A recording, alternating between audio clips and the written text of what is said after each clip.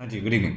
अभी 3-4 दिन पहले मैंने एक वीडियो डाली थी अपने चैनल पे, जहाँ पे मैंने आपको बताया था कि कैसे सीए, सीएस, सीएमए तीनों को आज के टाइम पे अगर पीएचडी करने का मन है तो उनको कोई और डिग्री लेने की ज़रूरत नहीं है। सीए की डिग्री, सीए की क्वालिफिकेशन, सीए, सीएस, सीएमए तीनों अपने आप में काफ़ी होंगी। अभी भी मेरा वही स्टैंड है, उसमें कोई भी चेंज नहीं आया है। आपको गलत नहीं बताया गया था पहले भी, अभी भी गलत कुछ भी नहीं बताया जा रहा। लेकिन वो वीडियो डालने के बाद ही 8-10 बच्चे कमेंट सेक्शन में नाचने लग गए कि नहीं, गलत बोल दिया, गलत बोल दिया, सब्जेक्ट लाइन को ढंग से नहीं पढ़ा, सब्जेक्ट वॉज प्रिटी क्लियर। मैंने उस टाइम भी आपको कमेंट में एक स्टूडेंट को रिप्लाई करके बताया था that this is not very clear right now, कि इस चीज़ को ज़्यादा अच्छी रेलेवेंस दी जाए, इसको ज़्यादा वेटेज दी जाए या फिर इसको ज़्यादा वेटेज दी जाए। बिकॉज इसको अगर पढ़ के देखा जाता है तो यही पता चलता है कि सी ए, सी एस, सी ए में तीनों को ही इक्वलेंट माना जाएगा to a post graduate degree. और यहाँ पे यूजीसी नेट उस एग्ज़ाम के लिए ही माना जाएगा, ऐसा कुछ नहीं लिखा है। सब्जेक्ट लाइन को पढ़ा जाता है तो लगता है हाँ ऐसा होने वाला है। ICAI, ICSI वगैरह वगैरह सारे इंस्टीट्यूट्स के अगर आप ट्विटर हैंडल्स को देखते हैं तो जिस तरीके से उन्होंने न्यूज़ को डिक्लेयर करा है वो भी यही दर्शाती है कि सिर्फ एक एग्ज़ाम के लिए आपको पोस्ट ग्रेजुएट नहीं माना जाएगा, हर एग्ज़ाम के लिए माना जाएगा। तो इसीलिए थोड़ी एम्बिग्विटी थी, मैंने कहा वेट कर लेते हैं, उसके बाद आपको क्लैरिफाई कर दूंगा। और आज आपको क्लैरिफाई कर रहा हूँ कि सही चीज़ बताई गई थी, सारे कामों के लिए आपको पोस्ट ग्रेजुएट माना जा रहा है। जल्दी से देखिए, let's put this matter to rest, क्योंकि इस पर बहुत डिस्कशन हो गई है। मेरा जो चैट बॉक्स है व्हाट्सएप का, उसमें डाउट्स के साथ साथ बीच बीच में भर भर के मैसेजेस आ रखे हैं कि सर यूजीसी नेट इसी एग्जाम के लिए था, बाकी एग्जाम्स के लिए भी था, वगैरह वगैरह। क्लैरिफाई करिए, और मेरा सर दर्द हो गया है फ्रैंकली इसको देख देख के।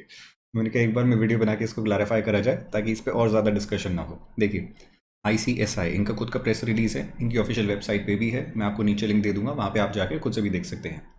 प्रेस रिलीज आपको बताता है कि यूजीसी ने रिकॉग्नाइज कर दिया है सीएस क्वालिफिकेशन को as equal in to post graduate degree. पूरा का पूरा पढ़ के देखिएगा, यहाँ से यहाँ का मेन पोर्शन है, यहाँ से यहाँ तारीफें कर रखी हैं। झूठ बोल रखा है, इतने तारीफ के लायक नहीं होते, ना ही सीएस, ना ही सीए में, ना ही सीए। मजाक कर रहा हूँ, तो ये तारीफें पढ़ने की जरूरत नहीं, यहाँ पे कोई भी मटेरियल चीज़ नहीं है। इसको पढ़िए। The University Grants Commission has recognized CS qualification as equivalent to postgraduate degree based on the representations submitted by ICSI।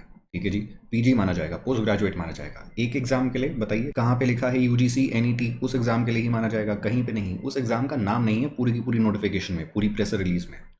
This recognition will leverage the company secretary profession across the globe, giving the members of the institute an opportunity to pursue PhD in commerce and allied disciplines। Again, आगे वाला पढ़ के देख लीजिएगा, यहाँ तो बिल्कुल ही कुछ भी नहीं है, यहाँ तो फिर भी थोड़ी ढंग की बात करी गई है। तो ये वाले पार्ट में आपको कहीं भी एग्जाम का रेफरेंस नहीं मिलता। अगेन रीइटरेटिंग द फैक्ट कि ये सारे कामों के लिए आपको पोस्ट ग्रेजुएट माना जा रहा है। अभी भी हो सकता है आपको भरोसा नहीं हो रहा, ये देखिए ICAI ने भी प्रेस रिलीज निकाला, इक्वलेंट कब निकाला है, 16 मार्च को निकाला है। इसका भी लिंक मैं आपको दे दूंगा। इसमें देखिए अगेन यहाँ पे तारीफें करी गई हैं, पढ़ने की ज़रूरत नहीं है, तारीफें करी गई हैं, पढ़ने की ज़रूरत नहीं है, सब झूठ है। ये पढ़िए जो आपको बताया जा रहा है। In a major decision UGC ने क्या करा है, ग्रांट करी है academic equivalence to chartered accountancy qualification with the post graduate degree, यानी कि अब हम MCOM के बराबर होने वाले हैं। चलिए भाई, खुश होने वाली बात है। As a result, chartered accountant members can pursue PhD, this is good. We can pursue PhD in all the Indian universities, very very important. सब यूनिवर्सिटीज़ में हम परस्यू कर सकते हैं। एज अगेंस्ट पहले क्या होता था, पहले आपका यानी कि हमारी ICA का जिनके साथ भी MOU होता था, मेमोरेंडम ऑफ अंडरस्टैंडिंग होता था, उन्हीं यूनिवर्सिटीज़ के अंदर हम PhD परस्यू कर सकते थे, जो कि बहुत ज़्यादा यूनिवर्सिटीज़ नहीं थी। नंबर देख के लगता है कि बहुत सारी यूनिवर्सिटीज़ है, लेकिन ये लपलू झपलू यूनिवर्सिटीज़ थी, कुछ खास आपका करने का मन नहीं करता। आज के टाइम पे किसी भी इंडियन यूनिवर्सिटी में आप PhD करना चाहते हैं, सब में कर सकते हैं। लेकिन पहले क्या होता था, against 106 universities, 2 IITs, 7 IIMs, which presently recognize the CA qualification for specific purpose of registration to PhD program। पहले इन्हीं के साथ कर सकते थे, आज के टाइम पे सबके साथ कर सकते हैं। स्पेसिफिकली मेंशन कर रखा है, इससे ज़्यादा specific I don't think they could have possibly been. तो ठीक है, आई गेस इसके बाद आपको क्लैरिफिकेशन मिल जानी चाहिए, अब दिमाग में आना चाहिए तो फिर यूजीसी नेट उस चीज़ के बारे में लिखा क्यों गया था। मेरी इंटरप्रिटेशन छोटी सी यही है कि उस एग्ज़ाम के लिए भी आप एलिजिबल हो जाते हैं, बाकी सब के लिए भी हो रहे हैं, इसके लिए भी हो रहे हैं। The grant of equivalence of chartered accountancy course with the postgraduate degree will make chartered accountants eligible to appear in NET, which is conducted by the University Grants Commission। इसके लिए भी आप एलिजिबल हो जाएंगे आज के टाइम पे, and इसके लिए भी आप एलिजिबल हो गए हैं कहीं से भी PhD करने के लिए, दोनों कामों के लिए एलिजिबल हो गए हैं। सो कंग्रेचुलेशंस। CA, CS, CMA तीनों के लिए पैरेलली यही चीज़ चल रही है। तो दोबारा इसके ऊपर डाउट नहीं आना चाहिए कि ये चीज़ होने वाली है या नहीं होने वाली है। And finally to conclude it all, आपको करना क्या चाहिए मेरे हिसाब से, देखिए बीकॉम करिएगा, बिकॉज बीकॉम करने के पीछे ये रीज़न नहीं होता था कि मुझे PhD करनी है। बीकॉम करने के पीछे ये रीज़न होता था कि कल को CA नहीं बन पाए बाई चांस किसी भी रीज़न की वजह से, तो पोस्ट ग्रेजुएशन करी जा सके, और उसके लिए आज के टाइम पर भी आपको बीकॉम की ज़रूरत पड़ेगी।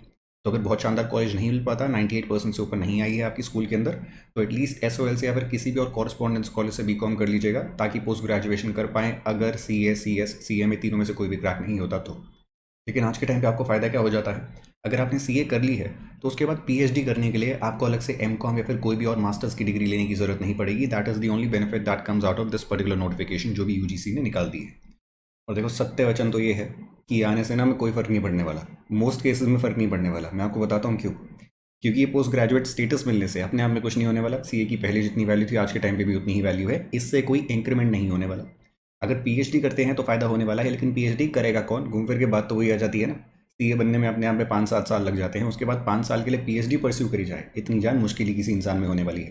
तो प्रैक्टिकली आप इसका बहुत ज़्यादा फ़ायदा शायद नहीं उठाएंगे, लेकिन सुनने में अच्छा लगता है कि अगर कल को करना चाहेंगे, पीएचडी परस्यू करना चाहेंगे तो कर सकते हैं।